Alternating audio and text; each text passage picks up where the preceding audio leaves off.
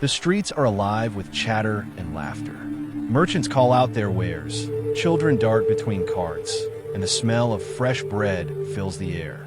It is an ordinary day, yet something extraordinary is about to unfold. Word of Jesus of Nazareth has begun to spread, reaching villages and towns far beyond Cana. People speak of his teachings, his authority, and the miracles he performs. Some whisper of healings that defy explanation, of the sick made whole, the blind given sight. And in the city of Capernaum, far from these busy streets, a man's heart is heavy with worry. A nobleman, a man of wealth and influence, faces a trial no power or riches can solve. His beloved son is gravely ill. Doctors have tried everything. Remedies have failed. The boy grows weaker with every breath, desperate and out of options.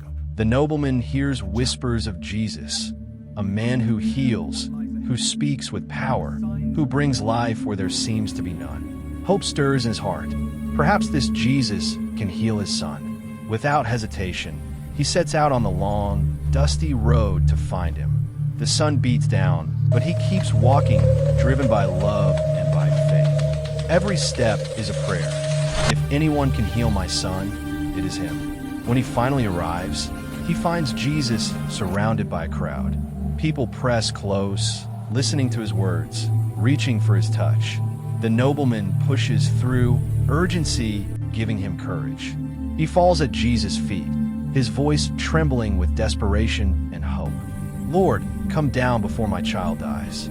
Please heal him. Jesus looks at him with calm, compassionate eyes and says, "Unless you see signs and wonders, you will not believe." The nobleman's heart aches. Could faith really stretch across the miles between them? Still, he will not give up. "Lord, please, come before my child dies." And Jesus answers with quiet authority, "Go, your son will live." No touch, no sign, just a word. Yet the nobleman believes. Deep inside, he knows this is no ordinary voice. This is the voice that commands creation itself. He turns toward home.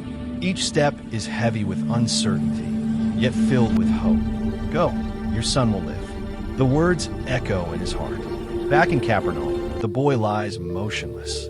His mother prays through tears as servants whisper helplessly. Then, at that very moment, the fever breaks. His breathing steadies. Color returns to his cheeks.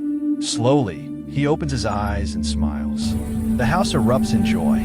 Servants rush to find the nobleman. When they meet him on the road, they shout, "Your son lives.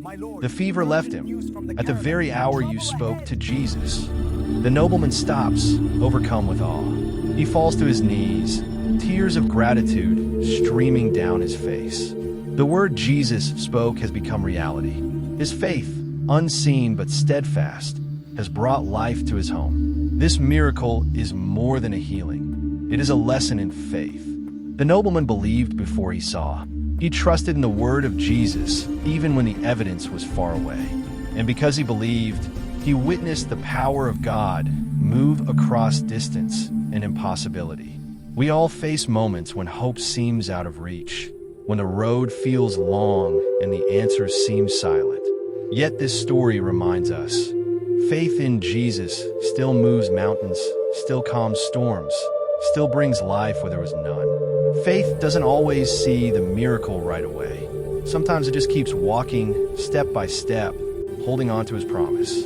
Whatever storm you face, whatever burden weighs on your heart, remember the nobleman's faith. Remember the words that carried healing and life. "Go, your son will live." John 4 verse 50. God's promises are true. His timing is perfect. His power knows no distance. Hold fast to faith. Step forward in hope. And trust, because miracles still happen today for those who believe.